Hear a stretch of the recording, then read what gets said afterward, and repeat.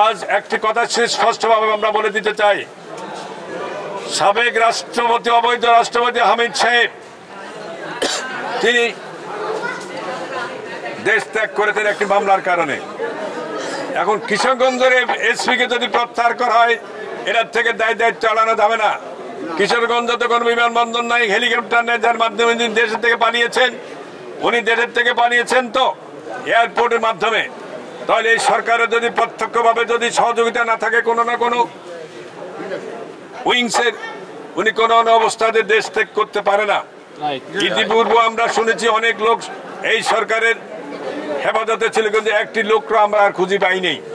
তো কয়েকদিন খুঁজি দেখেছি ওদের ইন্ডিয়া বিভিন্ন জায়গায়, বিভিন্ন রাষ্ট্রের, পৃথিবীর বিভিন্ন জায়গায় তাদের চেহারা দেখা যাচ্ছে। এই যতদিন ক্ষমতা থাকবে ততদিন এই সমস্ত যারা পতিত স্বৈরাচার, তাদের দোসরেরা বিভিন্ন জায়গায় এখনো অত্যন্ত শক্তিশালী অবস্থান গ্রহণ করছে, যার কারণে কোনো কাজে আগানো হচ্ছে না। এই সমস্ত স্বৈরাচারের দোসর যতদিন তাদের পদ পদবি নিয়ে তারা কার্যক্রম পরিচালনা করবে, ততদিন এদেশের শান্তি শৃঙ্খলা আইন প্রয়োগকারী সংস্থা তাদের কাজ করতে পারবে না। কারণ শস্যে যদি ভূত থাকে তাহলে ভূত তাড়াবেটাকে। এখন অবস্থা হয়েছে এটা, কারণ তাদেরকে দিয়ে এই সমস্ত কাজ বাস্তবায়ন করা হবে। আজকে তারা এই সমস্ত অপকর্মের সাথে জড়িত এবং বিগত দিনে তারা এই স্বৈরাচারকে বিভিন্নভাবে সাহায্য সহযোগিতা করেছে এবং বাংলাদেশে অনির্বাচিত সরকারকে দিয়ে দেশ পরিচালনার ক্ষেত্রে এই স্বৈরাচার যেভাবে সুযোগ সুবিধা নিয়েছে এবং এই স্বৈরাচারকে তারা প্রশাসনের বিভিন্ন দায়িত্বে থেকে তারা সাহায্য সহযোগিতা করেছে, তারা কিন্তু একই দোষী।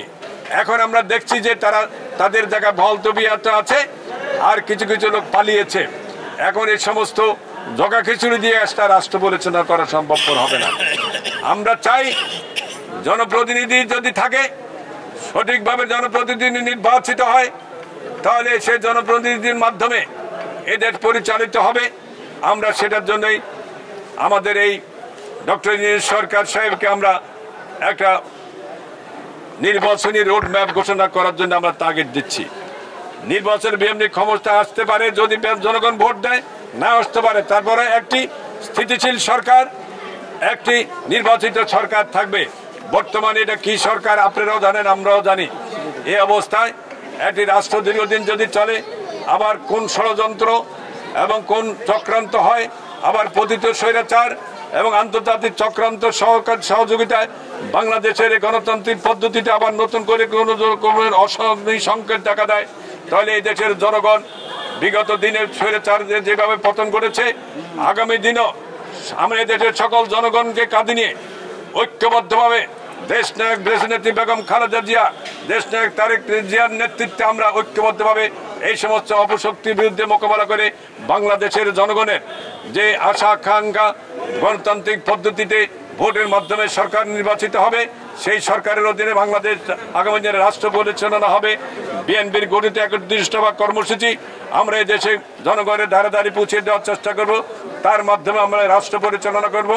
আগামী দিনে বাংলাদেশের সকল কর্মকাণ্ডে কেন্দ্রবিন্দু হবে আমাদের ৩১ দফা। এই ৩১ দফা বাস্তবায়নের মধ্য দিয়ে আমরা স্ব অবস্থান থেকে কাজ করে দেশকে স্বাবলম্বী করব। শিক্ষা ক্ষেত্রে, স্বাস্থ্য ক্ষেত্রে, ব্যবসা বাণিজ্য ক্ষেত্রে, বেকার যুবকদের ক্ষেত্রে, নারী ক্ষমতায়নের ক্ষেত্রে, নারীদের ক্ষমতা আরো শক্তিশালী করার ক্ষেত্রে সকল ক্ষেত্রে অবদান রাখবে।